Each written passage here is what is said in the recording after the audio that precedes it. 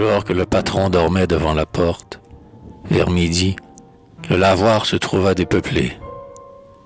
Le sol brûlant fumait comme un bœuf essoufflé, qui peine en plein soleil. Mais je trouvais moins forte cette chaleur du ciel que celle de mes sens. Aucun bruit ne venait que des lambeaux de chant et des rires d'ivrogne, au loin, sortant des bouges. Puis la chute parfois de quelques gouttes d'eau, tombant on ne sait d'où, sueur du vieux bateau.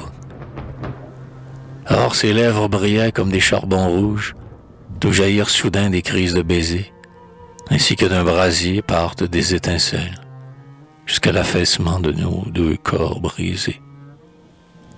On n'entendait plus rien hormis les sauterelles, ce peuple du soleil aux éternels cris-cris, crépitant comme un feu parmi les prés flétris.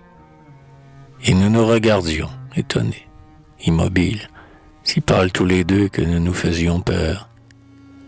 Lisant au trait creusé, noir, sous nos yeux fébriles, que nous étions frappés de l'amour dont on meurt, et que par tous nos sens s'écoulait notre vie.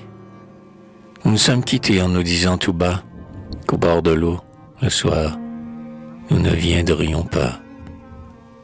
Mais, à l'heure ordinaire, une invincible envie me prit d'aller tout seul à l'arbre accoutumé, rêver aux voluptés de ce corps tant aimé, promener mon esprit par toutes nos caresses, me coucher sur cette herbe et sur son souvenir. Quand j'approchai, grisée des anciennes ivresses, elle était là, debout, me regardant venir. Depuis lors, envahis par une fièvre étrange, nous hâtons sans répit cet amour qui nous mange, bien que la mort nous gagne. Un besoin plus puissant nous travaille et nous force à mêler notre sang. Nos ardeurs ne sont point prudentes ni peureuses. L'effroi ne trouble pas nos regards embrasés. Nous mourrons l'un par l'autre, et nos poitrines creuses changent nos jours futurs comme autant de baisers. Nous ne parlons jamais. Auprès de cette femme, il n'est qu'un cri d'amour, celui du cerf qui brame.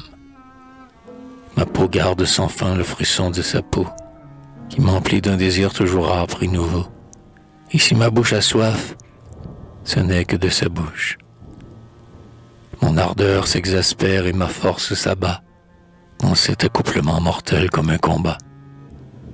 Le gazon est brûlé qui nous servait de couche, et désignant l'endroit du retour continu, la marque de nos corps est entrée au sol nu. Quelques matins, sous l'arbre où nous nous rencontrâmes, on nous ramassera tous deux au bord de l'eau. Nous serons rapportés au fond d'un lourd bateau, nous embrassant encore aux secousses des rames. Puis on nous jettera dans quelques trous cachés, comme on fait aux gens morts en état de péché. Mais alors, s'il est vrai que les ombres reviennent, nous reviendrons le soir sous les hauts peupliers, et les gens du pays, qui longtemps se souviennent, en nous voyant passer, l'un à l'autre liés, diront, en se signant, et l'esprit en prière, voilà le mort d'amour avec sa lavandière.